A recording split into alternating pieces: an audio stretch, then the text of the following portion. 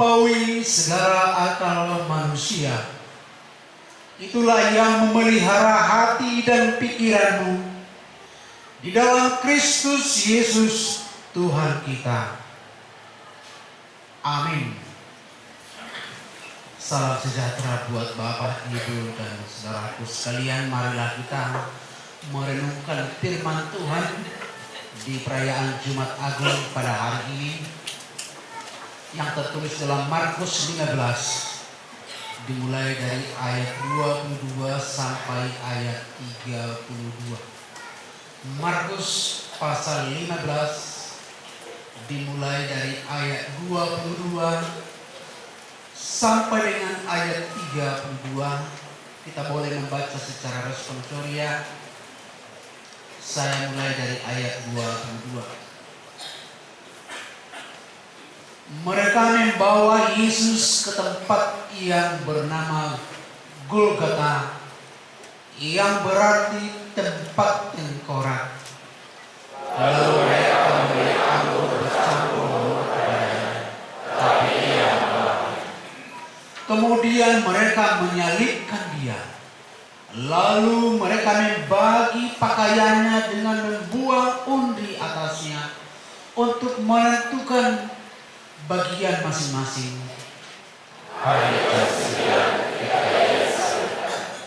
Dan alasan mengapa ia dihukum disebut pada tulisan yang terpasang di situ, Raja Orang Yahudi. Bersama dengan dia disebutkan orang Yahudi, seorang sebelah kanannya dan seorang sebelah kirinya. Demikian genaplah nas Alkitab yang berbunyi, ia akan terhitung di antara orang-orang durhaka.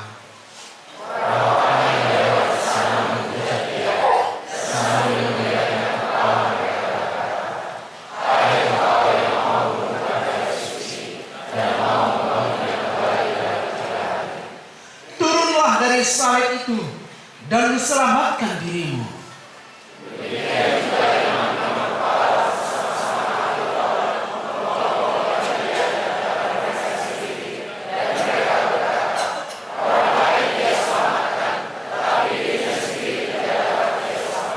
Ayat 32 sama-sama.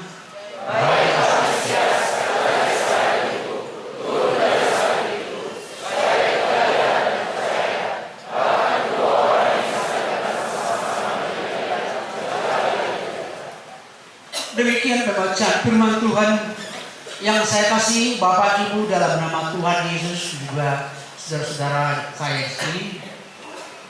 Dalam tradisi Romawi kuno, para penjahat ulung harus disiksa dan disalibkan di sebuah tempat yang bernama Golgota.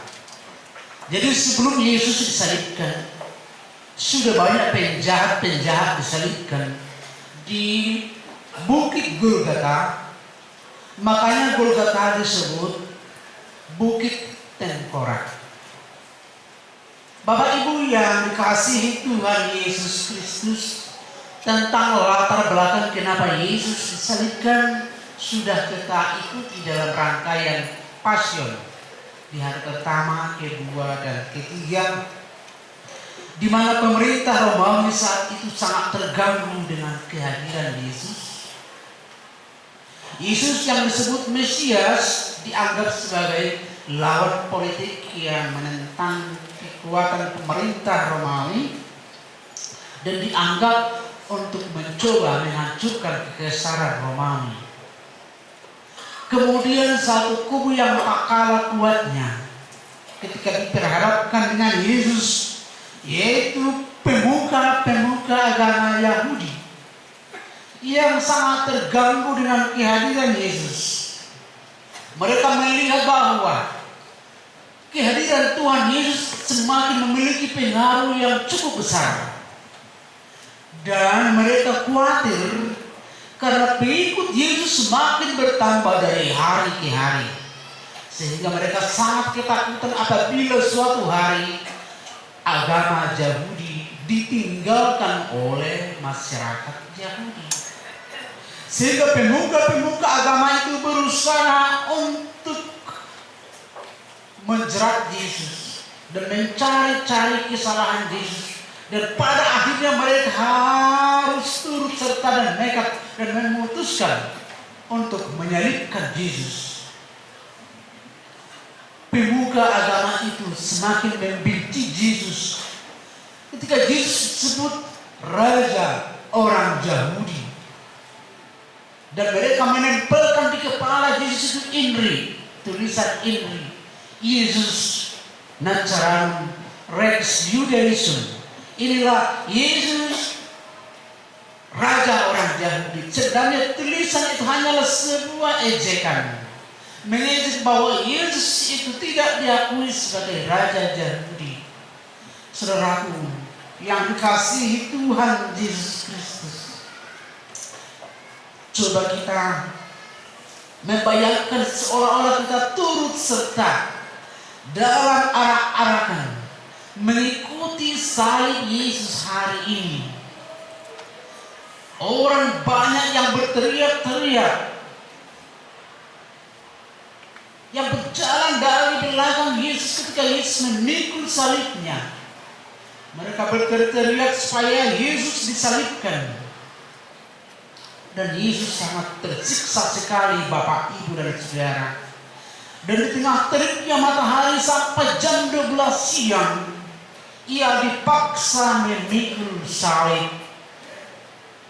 Berjalan kaki menaiki bukit Golgota. Berkali-kali Yesus harus jatuh.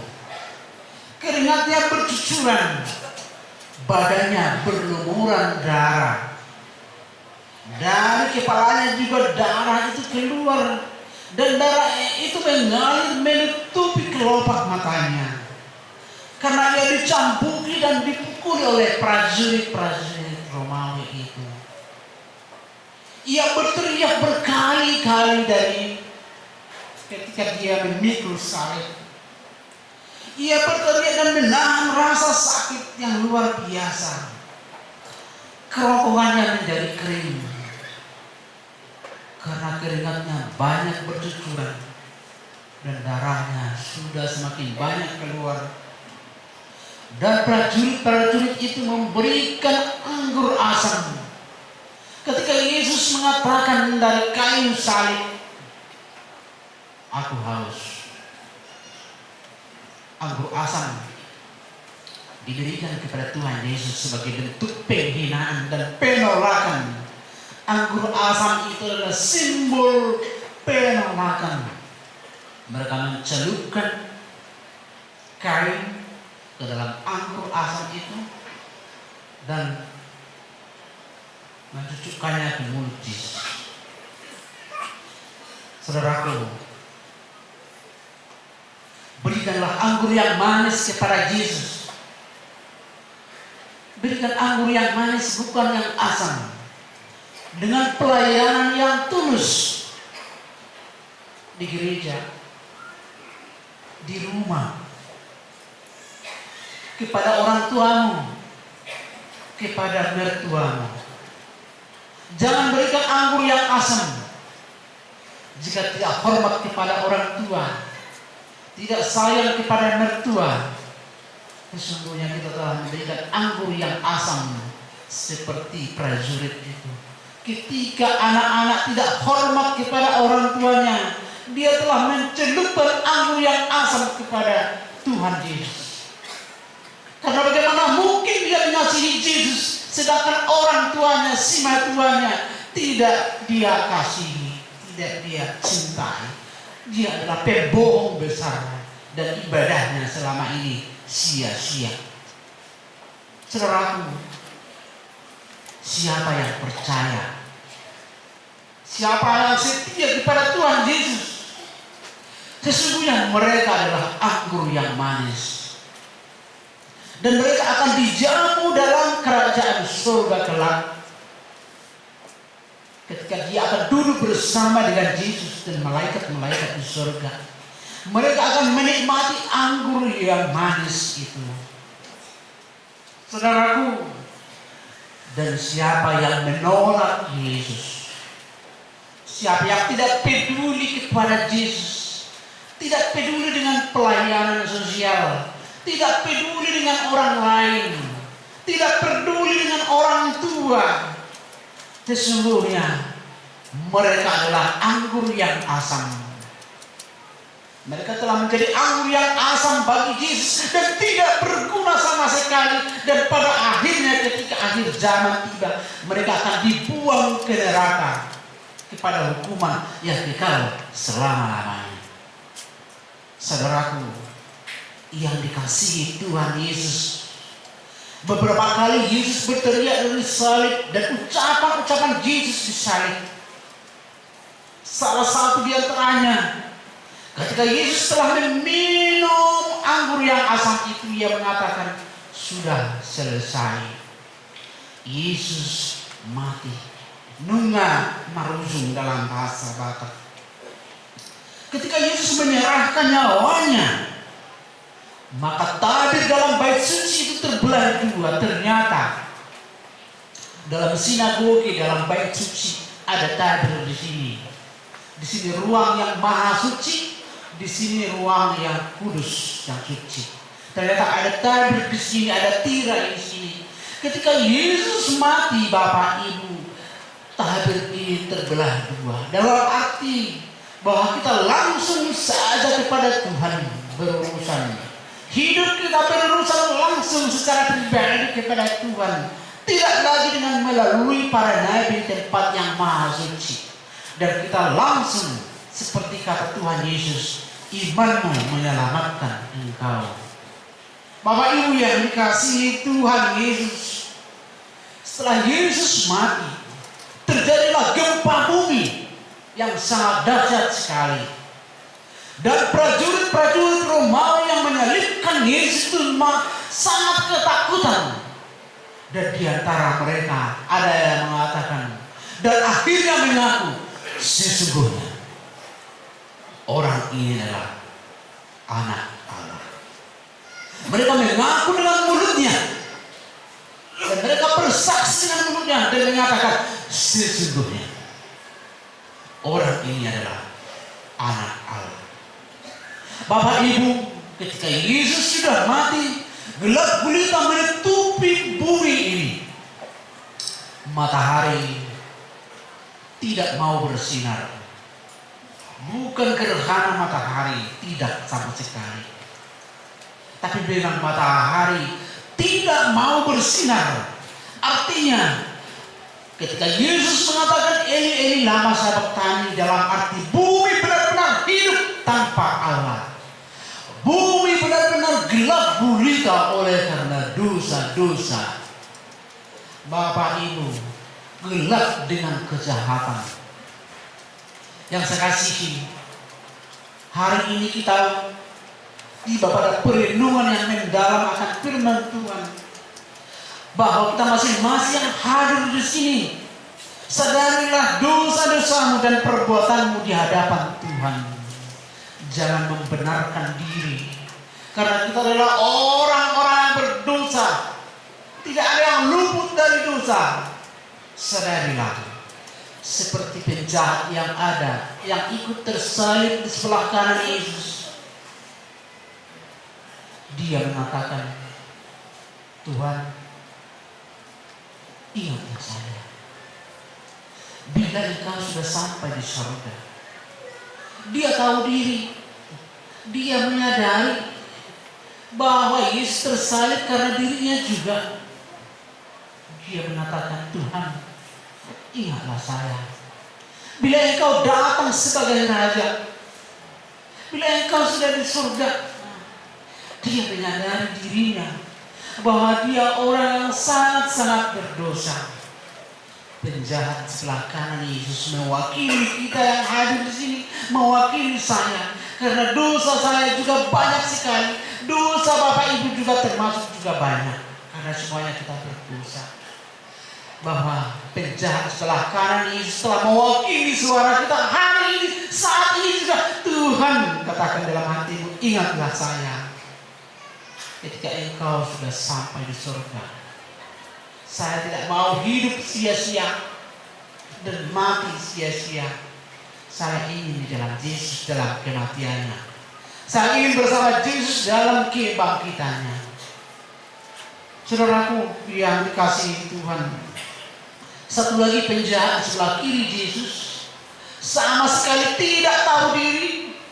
Bahkan dia sendiri mengatakan kepada Tuhan Yesus, "Hei, Anak Allah, kau menyebut dirimu Tuhan, Juru Selamat. Selamatkanlah dirimu dengan kita-kita, dengan kami. Ayo." Benar-benar dia tidak tahu diri. Dia tidak pernah bertobat. Dia tidak mau bertobat. Sampai mati ia tidak bertobat. Dan ingatlah, pintu pengampunan tidak ada bagi dia. Jadi jika ada orang sampai mati tidak bertobat, maka pintu surga, pintu pengampunan itu tidak ada bagi dia. Saudaraku, Bapak Ibu yang dikasihi Tuhan, ketika Yesus sudah tersalib dan tergantung di salib, murid-murid Yesus hilang entah kemana, kabur karena sangat ketakutan sekali. Yesus sudah mati dan tergantung mayatnya di salib, tubuhnya di salib, tapi murid-muridnya pergi karena ketakutan. Ternyata dalam peristiwa penyaliban Yesus sampai kematiannya, ada satu orang yang berhati mulia, sungguh orang yang luar biasa, bernama Yusuf dari Arimatea, seorang kaya yang baik hati. Ia bernama Yusuf dari Arimatea. Hatinya sungguh mulia. Ia menghadap Pilatus penguasa itu, dan ia meminta tubuh Yesus diturunkan dari salib itu. Dan Pilatus mengizinkan Yusuf Arimatea itu menurunkan tubuh Yesus yang sudah mati, lalu memberikan di dalam kubur yang baru. Dan Yusuf dari Arimatea itu membungkus tubuh Yesus dengan kain lenan yang bersih dan putih mengkilat. Saudaraku, Yusuf dari Arimatea telah menginspirasi jutaan orang-orang kaya di dunia ini untuk memberikan anggur yang manis kepada Yesus. Yusuf dari Arimatea ini telah menginspirasi orang-orang hebat di dunia ini, orang-orang berduit di dunia ini, untuk menolong yatim piatu, fakir miskin, orang-orang susah, orang-orang hina, orang-orang sakit, seperti kaum parasin rohani. Yusuf dari Arimatea ini dikenang sepanjang sejarah dunia, dan namanya tidak akan pernah terlupakan dari hati orang-orang baik. Dia telah memberikan anggur yang manis bagi Yesus. Dia telah memberikan yang terbaik dalam pelayanannya. Dia melakukan dengan tulus dan ikhlas tanpa paksaan. Dia melakukannya bukan mencari nama, karena memang namanya tertulis di surga. Dia menjadi anggur yang manis. Dia menjadi pengikut Yesus yang setia. Jejak Yusuf Arimatea. Yusuf Arimatea itu benar-benar memahami perkataan Yesus. Nabi Nehemu, natu namek meki, nama petuel. Apa yang kamu perbuat kepada orang-orang hina, orang-orang kecil, orang lemah itu, sama saja kamu memberikan kepada saya. Itu kata Tuhan. Nah, itu benar-benar dipahami oleh si Yusuf dari Arimatea itu. Bapak Ibu, dalam hidupmu tidak ditanya oleh Yesus siapa, apa pangkatmu, apa kehidupanmu, berapa hartamu, berapa rumahmu, dan lain-lain. Tapi Yesus akan mengatakan nanti pada akhirnya dia datang untuk kedua kali. Apa yang sudah kamu perbuat, Apakah kamu memberi anggur yang asam seperti prajurit itu? Dan apakah kamu memberikan anggur yang manis dalam hidupmu kepada Tuhan Yesus dan sesama?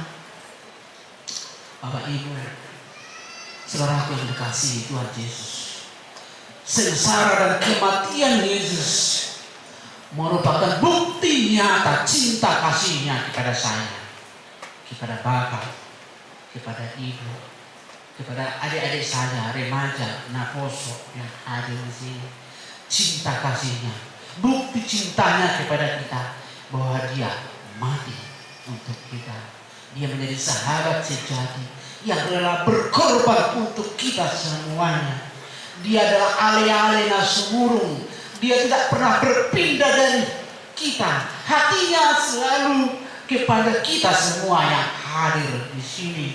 Maka hayatilah betapa besarnya cinta Yesus kepada kita yang hadir di sini.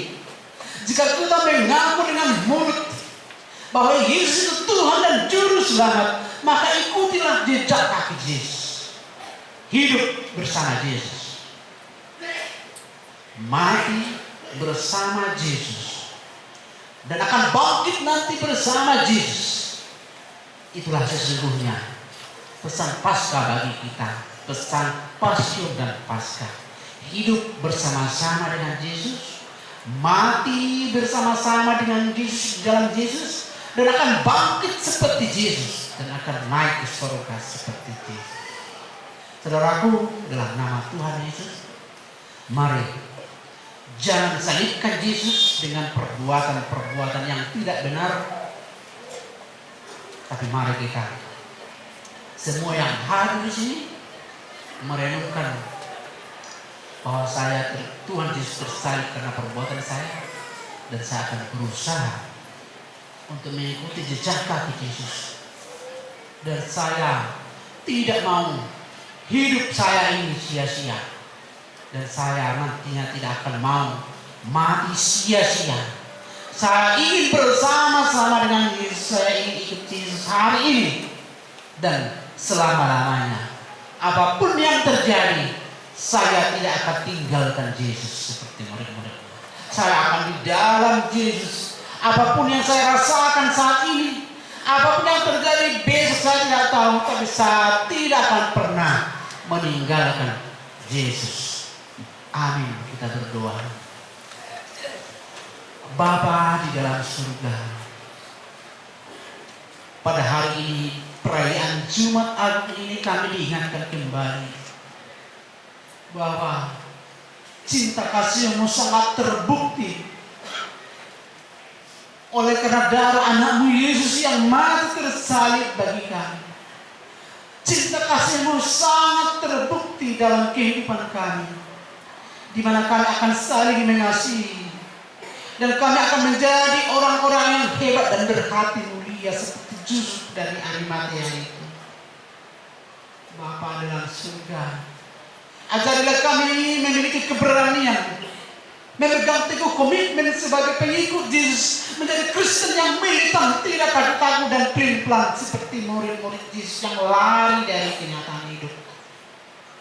Tapi biar kami tetap bertahan, apapun yang terjadi kami tetap setia kepada Tuhan, memberikan anggur yang manis melalui pelayanan yang tulus dan ikhlas, melalui perbuatan kami, perbuatan yang baik, ibadah sejati kami. Terima kasih Bapak. Biarlah perayaan Jumat Agung ini benar-benar kami hayati, dan kami pulang dengan sukacita, dan ibadah kami tidak akan pernah sia-sia. Dan sebentar lagi Tuhan, kami akan mengikuti perjamuan kudus, di mana kami akan menerima anggur yang manis dari Tuhan Yesus, di mana kami akan menyatu dengan Tuhan Yesus dalam tubuh-Mu dan darah Tuhan. Biarlah semuanya kami dengan sungguh-sungguh mengikuti perjamuan kudus itu, dan kami tidak akan memikirkan dunia ini, dan hati pikiran kami tetap terarah kepada Yesus di salib. Terima kasih Bapak, ampunilah kami. Ingatlah kami Tuhan, oleh karena kasih setia-Mu, dan kami ingin bersama dengan Tuhan Yesus selama-lamanya. Terimalah permohonan kami ini oleh karena kasih sayang. Amin. kita bernyanyi